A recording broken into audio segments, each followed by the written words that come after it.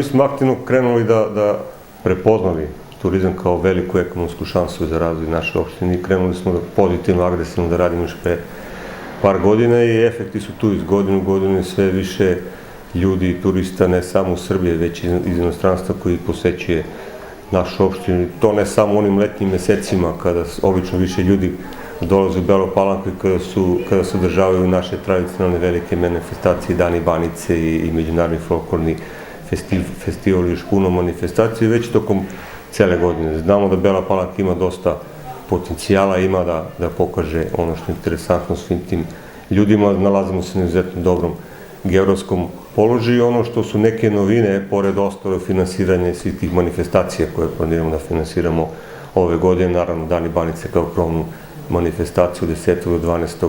avgusta, gde očekujemo veliki broj i domaćih i stranih turista. Ono što smo prepoznali kao potencijal za dalji razvoj turizma su upravo dva parka prirode koji se nalaze na teritoriji naše opštine, to je Suva planina i Sićevačka klisura koja 2/3 pripada opštini Bela Palanka i krenuli smo aktivno u promociju ta dva velika potencijala, počeo od sajma turizma u Sofiji, pa od sajma turizma u Beogradu. Evo sada krećemo na Beogradski manifest krajem maja meseca, jer stvarno Suva planina i Sićevačka klisura su neprocenjivo bogatstvo koje ima Bela Palanka.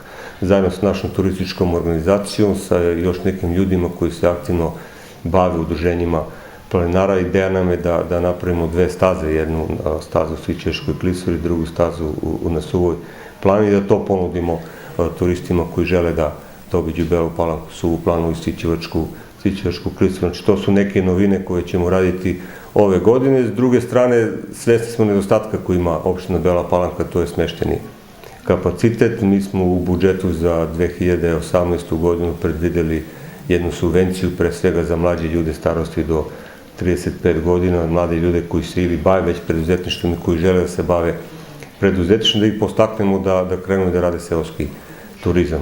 Trenutno radimo konkursnu dokumentaciju, do kraja maja ćemo raspisati konkurs, predvideli smo 2 miliona dinara, početnih 2 miliona dinara u budžetu za 2018. godinu, ići će klasična subvencija, određen iznos sredstava za svaki krevet koji mora da se uradi normalno po određenim standardima koji treba da se ispunjavaju u razvoju seoskog turizma. Spremni smo, ukoliko se ja i veći broj mladih ljudi koji žele time da se bave, da povećamo, rebalansom povećamo sredstva u tom budžetu i na taj način nekako postaknemo tu priču i omogućimo što veći broj smeštenih tih kreveta, odnosno smeštenih kapaciteta. Kažem, prepoznali smo da je to nešto što fali naše opštine, a sa programom razvoja, strategije razvoja turizma na teritoriji naše opštine, s ovim planovima koje imamo oko novih promocija i Bele Palanke i okoline Bele Palanke, ti smešteni kapaciteti su nam preko potrebni.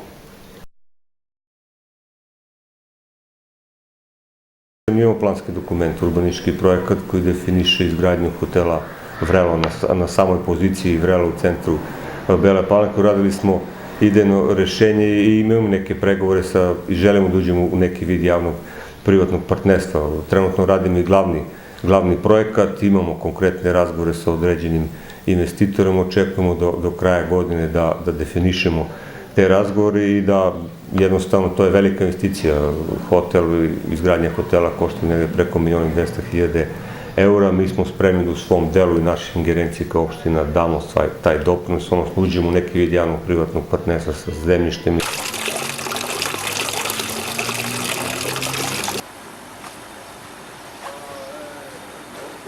Mi već smo formirali odbor za organizaciju Dana Banice 2018. godine, imamo redovne nedeljne sastanke, poboljšat ćemo i program, imaće tu nekih novina i sa malom i sa velikom binom, već smo dogovorili i određene naše estradne umetnike koji će pevati na Danima Banice. U subotu će, da kažemo, popodnevnim satima na Maloj bini na Vrelu pevati Nedo Ukraden, uveče u centru grada Ana Bekuta, u nedelju Dejan Petrović i njegov tradicionalni big band. Tako da, eto, bit će tu bogato kulturno-umetničkog programa. Očekujemo da oborimo rekord i po broju učesnika. Prošle godine je bilo skoro 300 učesnika. Imamo najave iz nekih ambasada da će biti 10-ak inostranih kuhinja koje svake godine imaju prezentaciju svojih kuhinja. Tako da, eto, bit će tu dosta novine. Krenut ćemo malo u aktivniju kampanju, evo, Beogradski manifest, u organizaciji Turističke organizacije Srbije posećujemo 4 turistička karavana, posećujemo 4 velika grada u Srbiji, gde ćemo promovisati i Dane Banice i opštinu Bela Palanka, tako da očekujemo da ove godine Dani Banice budu najbolje organizovani i najbolje posećeni do sada.